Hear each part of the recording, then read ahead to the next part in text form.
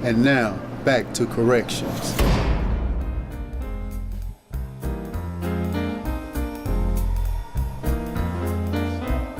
While you was in outer space, the doctor came over here to see you. What did he say? I'm the one asking questions. Talk to me, and I'll talk to you. My mama ain't on no drugs. Said you tested positive for hepatitis C. I need to get out of here and go see Skillet, man. You just don't get it. You in prison with a disease. Get that treated first. Here come the doc. He can explain it to you. Okay, Mr. Henderson, time to talk. So, Doc, what's going on with me? Your symptoms and blood tests have shown that you have the hepatitis virus called Hep C in here. What you talking about, Doc? I see some jaundice with you. A yellowing of the eyes and skin. Is your urine dark and bad smelling? And is your stool light in color? I thought so. These are clear indications you are infected. Well, can I get rid of it? Yes, but remember, your liver is sick, and being the largest gland in your body, it has many different jobs. It's a filter and cleaning station that purifies the blood. It's a removal of waste and poisonous substances, along with bad bacteria from your body. Okay. But what can you do to make it better? The treatment you'll get has a 30% success rate for those who survive. Can you follow instructions and cut out your bad habits? Stop drinking prison and free-wire alcohol and no needles or drugs. Sure, I feel you. I'll make out a list for your special diet. Your blood and urine will be checked often. This is a 48-week treatment. To start out, I may cut it in half, but your body will go through some major changes because this is a strong drug. You mean it could kill me? In more ways than one. So follow the instructions and we'll monitor your progress. I stress to you, let me know if you have any side effects. That's it, Doc? I talked with the warden to get you out of lockup to take this treatment. I'm waiting on an answer. It's better to be around people while on this drug. What'll happen if it don't work? An officer needs some attention, doctor. Oh, okay. We'll talk about that at that time, young man. Crawford? Yeah, doc. You can take Mr. Henderson back to SEG now. Security hall, coming from infirmary. Going to SEG with an inmate.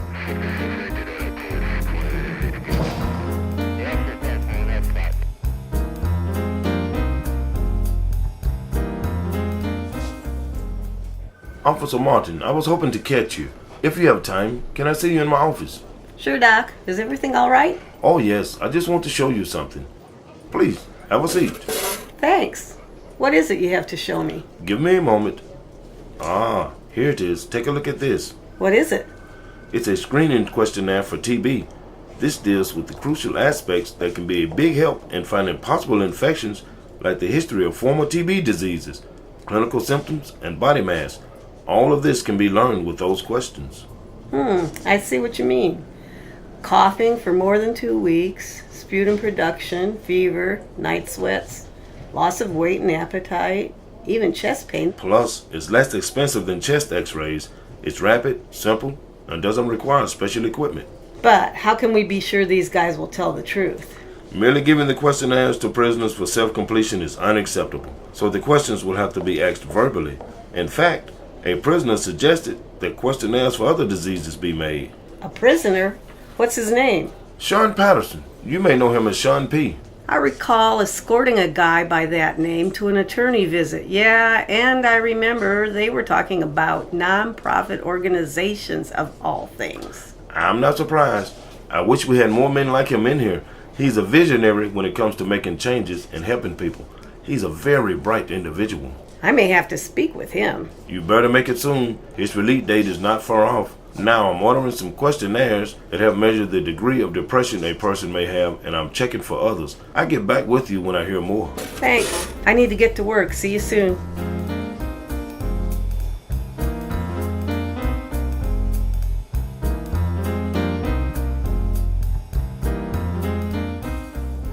Okay now, Mr. Johnny Gunn. Let's see if as my last patient of the day, you can make it any worse than it's already been. Let's have a look at that big toe of yours. It is stopped. There's no sign of discharge. The open area looks like it is drained. So, do you think it's gonna be alright? Yes, it is. But due to your diabetes getting out of control, a small cut on your big toe became infected. But it's getting better now.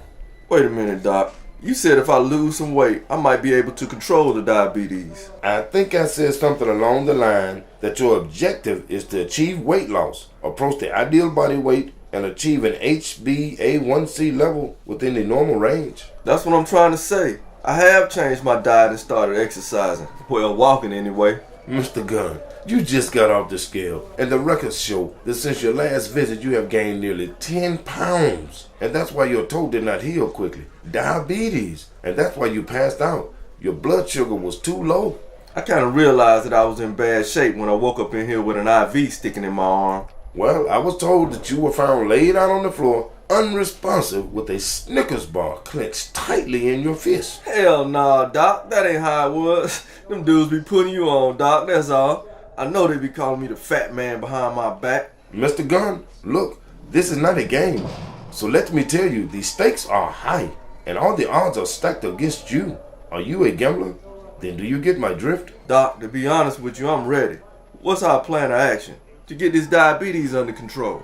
Our plan of action is for you to do the things I'm going to write down for you. Whatever it takes, Doc. The best results are achieved when you have a good understanding of your responsibility in regard to diet, exercise, and monitoring your blood sugar levels. The primary treatment focus is achieving weight reduction toward ideal body weight, but we may have to add a medication called metformin. And of course, being in a place like United poses unique challenges for us. Doc, I ain't gonna lie to you. No inmate has control over everything he eats. Have you seen what they feed us? We don't call any shots toward what we eat. Yes, Mr. Gunn, I understand. I also have responsibilities to facilitate dietary compliance, access to finger sticks, and access to exercise. But I also need you to clearly understand that elevated blood sugar levels over a period of time may result in serious vascular complications. What's that? Blindness, kidney disease, heart attack, and stroke. Well, I promise you, none of that stuff is gonna happen to hardcore.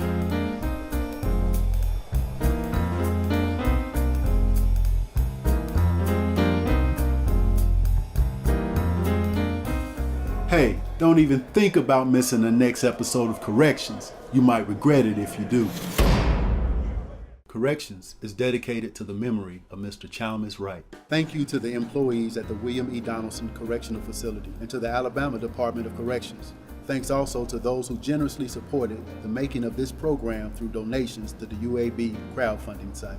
These are the actors that performed this drama in their order of appearance. Officer Brandon was played by Ronald McKeithen. Dr. Jonas, Nia Carter, and Mrs. Carter were played by Ashley Conaway. Officer Dorothy Martin was played by Connie Kohler. Johnny Gunn was played by Hassani Jennings. Jimmy Henderson was played by Christian Spanks. Ron Carter was played by Mark Giles. Charles McCracken was played by Johnny Matt Young. Mrs. Day was played by Contenna Moore. Sean Patterson was played by James Rogers. Dr. Hernandez was played by Stacy Manning. Officer Crawford was played by Curtis Henderson. The Warden was played by James Head. Officer Nichols and Sergeant Hope played by Greg Wynn. Skillet played by Demetrius Huckabee. Understudies and extras: Jeffrey Williams, Michael Thomas, Cornelius Bridges, Derek Singleton, and Calvin Ford. And I am Destry McKinney, your announcer.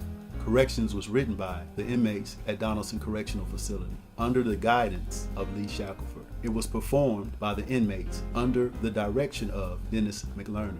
Both are at the University of Alabama at Birmingham Department of Theater. Production assistants were Caroline Dorina, Ashley Conaway, along with James Head, sound engineer. Corrections is brought to you by the UAB School of Public Health and PCI Media Impact, and executive producer Dr. Connie Kohler. Lead producers include Dr. Janet Bronstein, Dr. Elizabeth Delzell, Dr. Yoko Kawamura, and Robin Parencio. Producers include Angela Ballman, Sheila and Clarence Blair, Elizabeth Hunter, Maggie Lerner, Dr. Chuck and Katie Mann, Mona McCarty, Geraldine Powell, Dr. Arvind Singhal, and Paul Wolf. Many thanks to the generous supporters of this program.